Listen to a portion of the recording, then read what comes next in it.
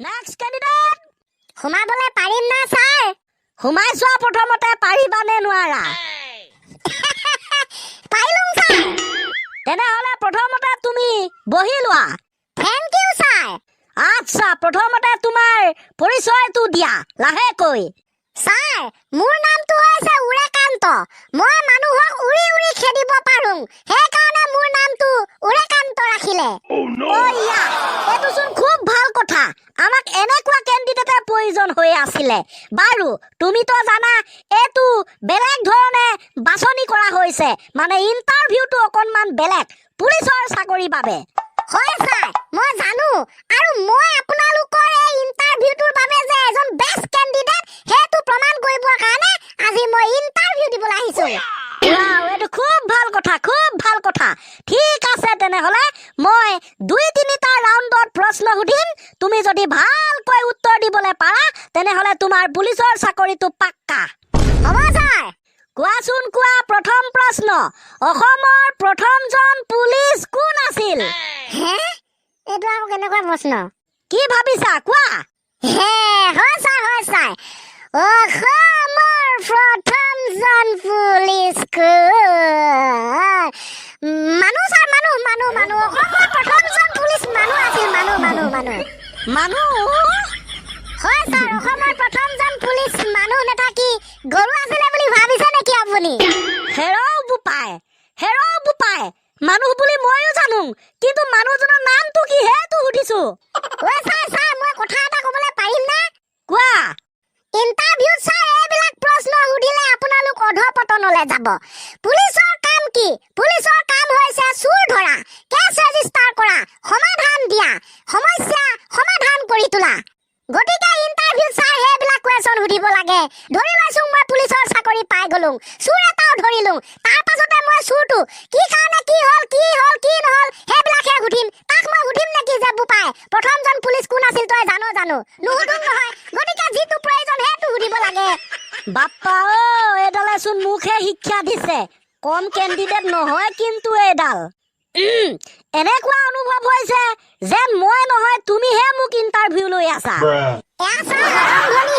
Continue কৰি যাওক। ঠিক আছে দিয়া, এইবাৰ দ্বিতীয় প্ৰশ্নটোলৈ আগবাঢ়িছো। বাৰু কোৱাচোন, তুমি যে পুলিচৰ চাকৰিৰ বাবে ইণ্টাৰভিউ দিবলৈ আহিছা, তাৰ মেইন উদ্দেশ্য কি? প্ৰথম কথা ছাৰ, মই মিছা কথা কৈ খুব বেয়া পাওঁ। আৰু দ্বিতীয় কথা, এই ইণ্টাৰভিউটো দিবলৈ অহাৰ মোৰ কোনো পাৰ্টিকুলাৰ উদ্দেশ্য নাই।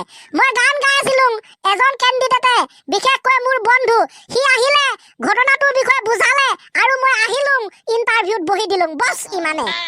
এইডাল মানে মাল মাগুৰ। তাৰ মানে তোমাৰ বেলেগ পাৰ্টিকুলাৰ একো ৰিজন নাই, উদ্দেশ্য নাই, মুঠতে তুমি বেলেগে কোৱা কাৰণে আহি গৈছা, হয় ন? হয় বুলিয়ে ক'ব পাৰিছা। মই যদি চিম্পুল ভাষাত ক'বলৈ যাওঁ তেনেহলে তুমি বেলেগৰ মতেহে চলি আছা। হয় ছাৰ। বোপাই এইটো খুব বেয়া কথা। সি কিবা কৰিব দিছে কৰিছা, সি ইণ্টাৰভিউ দিবলৈ আহিবলৈ কৈছে তুমি আহিছা, বেলেগৰ মতে চলিলে নহ'ব। মানে ছাৰ আপুনি ভুল বুজিছে।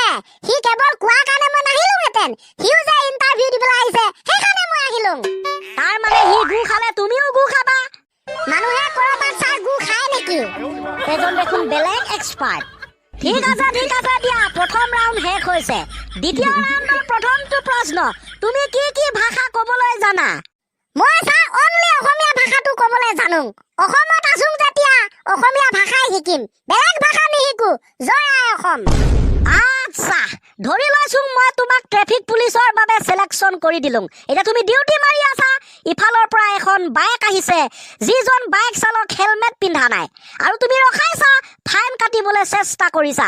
আনফালে সেই ব্যক্তিজনে পুৰা ইংলিছত কৈছে, কিন্তু তুমি ইংলিছ বুজি পোৱা নাই, তেতিয়া কি কৰিবা? প্ৰথম কথা ছাৰ, মই মুখেৰে একো এটা শব্দই নেমাতো। সি কিবা এটা ইংলিছত ক'ব, মই হুঁচকে পিটকে মাৰিম, আকৌ কিবা এটা ক'ব পিটকে মাৰিম, আকৌ কিবা এটা ক'ব পিটকে মাৰিম, ফাইন দি গুচি যাব। ইমান চিম্পুল নে? আউনো ছাৰ, মই অকণমান খং দেখুওৱা নিচিনা কৰি দিম, সি ভাবিব এইজন ট্ৰেফিক পুলিচ দেখোন বৰ ডেঞ্জাৰ, ইয়াৰ লগত লাগি থকাতকৈ ফাইন দি গুচি যোৱাই ভাল। সমস্যা সমাধান হ'ল নে ছাৰ? বাপৰে বেলেগ দিছা দেখোন তুমি। বাৰু তুমি যে এনেকৈ কোৱা মতে সকলো সম্ভৱ হ'ব, তাৰ কি প্ৰমাণ আছে? প্ৰথমতে আপুনি ছাৰ সিলেকশন কৰাই তো লওক তাৰ পাছতহে আপোনাক প্ৰমাণ দেখাব পাৰিম মই যদি পুলিচৰ চাকৰি নেপালে তেনেহলে কেনেকৈ প্ৰমাণ দিম সেইটো নোহোৱা নহয় অৱশ্যে ঠিক আছে দিয়া দুটা ৰাউণ্ড কমপ্লিট হৈছে 3 নম্বৰ ৰাউণ্ডৰ প্ৰথমটো প্ৰশ্ন ওকে ছাৰ ধৰি লৈছো তুমি ইন্সপেক্টৰ চাকৰি পাই গলা তোমাৰ তলৰ ষ্টাফ বিলাকে চুৰ এটা ধৰি আনিলে তোমাৰ ওচৰলৈ লৈ আহিলে চুৰটোক ইমানেই সুধিছে সিহঁতে কিন্তু সি চুৰ কৰা নাই বুলি কৈছে হাতত সিহঁতে মাৰিছে ভৰিত মাৰিছে ইমানে মাৰিছে তথাপি চুৰে চুৰ কৰা নাই বুলিয়াই কৈ আছে এতিয়া তুমি হে চুৰজন সঁচা নে মিছা কেনেকৈ বিচাৰ কৰিবা চকুৰ আগতে দিছিওকে গুলি এটা ফুটাই দিম চুৰ মিছা কথা কৈ হাত সাৰি যাব ভয়তে একেবাৰে মুখৰ পৰা থৰ থৰকে সঁচা কথা ওলাই যাব ছাৰ ওৱাও সিম্পল দেখোন হয় sir thank you sir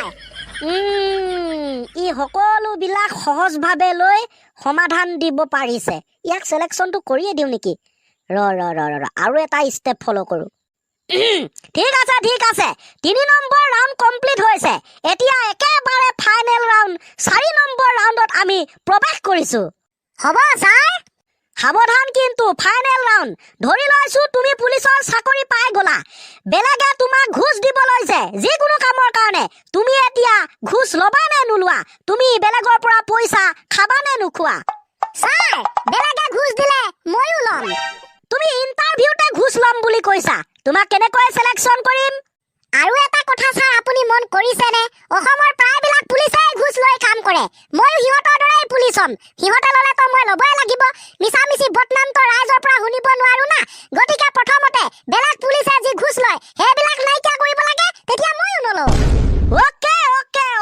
okay 4 number round অৰ্থাৎ ফাইনেল ৰাউণ্ড কমপ্লিট এতিয়া তোমাক মই ৰিজাল্টৰ কথা ক'ম ৰিজাল্ট বা কি হয় ছাৰ চিন্তা কৰাৰ কোনো প্ৰয়োজন নাই প্ৰথম ৰাউণ্ডত গম পালো যে তুমি মিছা কথা নোকোৱা সঁচা কথা কোৱা আৰু এজন পুলিচৰ বাবে এইটো আটাইতকৈ বেছি ভাল লক্ষণ গতিকে প্ৰথম ৰাউণ্ডত তুমি সিলেকশন হৈছা থেংক ইউ ছাৰ ওয়েলকাম দ্বিতীয় ৰাউণ্ডত তুমি ট্ৰেফিক পুলিচ হৈ ভাল কিছুমান বুদ্ধি উলিয়াইছা বুদ্ধিয়ে তুমি কাম কৰিছা যিকোনো কাম সহজতে কৰিব পাৰিবা বুলি আশা কৰিলো তাৰ বাবে তুমি সিলেকশন হৈছা থেংক ইউ ছাৰ আৰু একেদৰে 3-4 নম্বৰ ৰাউণ্ডতো ভাল সমস্যাৰ সমাধান উলিয়াইছা সহজতে গুলি ফুটাই তুমি চুৰজনৰ আচল কথা উলিয়াইছা আৰু 4 নম্বৰ ৰাউণ্ডত তুমি ভাল কথা এটা ক'লা যে বেলেগে ঘুষ লোৱা কামটো নাইকিয়া কৰিব লাগে ইউ আৰ অল ৰাইট গতিকে তুমি চাকৰিৰ বাবে সিলেকশন হৈ গলা